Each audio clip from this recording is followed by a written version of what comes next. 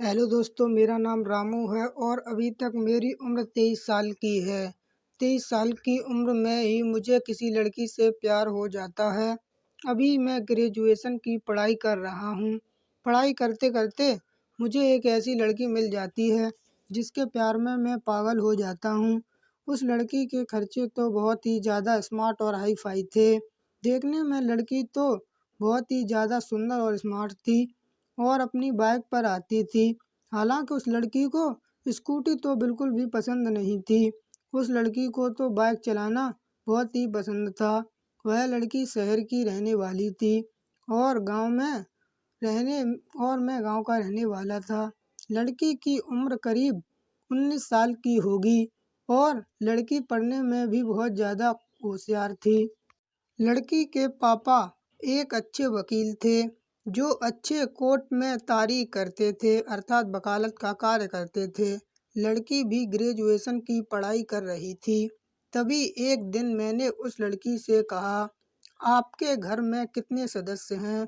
तब उस लड़की ने मुझे जवाब दिया, मेरे घर में केवल 5 सदस्य हैं। मैंने कहा, आप बहुत ही ज़्यादा सुंदर हो, क्या आप मुझसे फ्रेंडशिप करोगी? तो उस लड़की ने जवाब दिया, नहीं।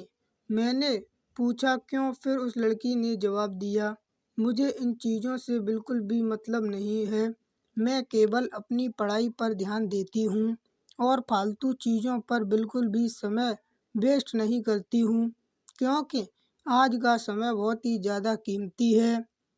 अर्थात उस लड़की ने मुझसे साफ मना कर दिया और कहा कि आज का समय बहुत ही ज़्यादा कीमती है और मैं इस समय को वेस्ट नहीं करना चाहती, क्योंकि लड़की शहर की रहने वाली थी। यह बात सुनकर मेरे दिल को थोड़ी सी ठेस पहुंचती है, पर मैं अपने दिल को संभाल लेता हूँ।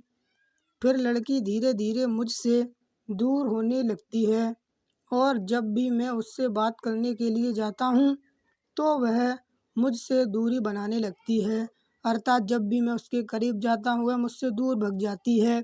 एक बार जब लड़की कॉलेज के ग्राउंड में थी तब मैं उसे के पास गया और मैंने कहा, क्या कर रही हो आप? तो यहाँ लड़की ने जवाब दिया, आपको कोई मतलब?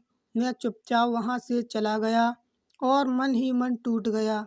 मैं उस लड़की के ख्यालों में खो रहा था। अर्थात मैं दिन रात उस लड़की के सपने देखता रहता था कि मैं उस लड़की से शादी करूँगा। मैं उस लड़की के बिना ज़िंदा नहीं रह सकता। पता नहीं क्यों मेरी शक्ल खराब थी या मेरा वक्त, लड़की मुझे बिल्कुल भी पसंद नहीं कर रही थी। फिर एक बार जब लड़की अपने पापा के साथ बाजार जा रही थी, अर्थात जब लड़की अपने पापा के साथ बाजार जा रही थी, तभी लड़की का बैग रास्ते में गिर जाता है और उसकी कुछ पर्सनल चीज़ें वहाँ पर गिर जाती हैं। अर्थात जब लड़की का बैग गिर जाता है तो उसके साथ कुछ पर्सनल चीज़ें भी उस बैग में रखी थी वो गिर जाती हैं, जिसके कारण लड़की बहुत ही ज़्यादा उदास रहने लगती है। अर्थात जब लड़की का बैग गिर जाता है तो लड़की उदास रहने लगती है। वह बैग मुझे मिल जाता है और वह बैग मैं लड़की को वापस करने के लिए जा रहा था। जब वह बैग मैंने लड़की को वापस किया तो वह लड़की मेरा शुक्रिया अदा करने लगी और कहने लगी, धन्यवाद आपका। यह बात कहने के बाद मैंने उस लड़की से कहा, मैं तुमसे बहुत प्यार करता हूँ।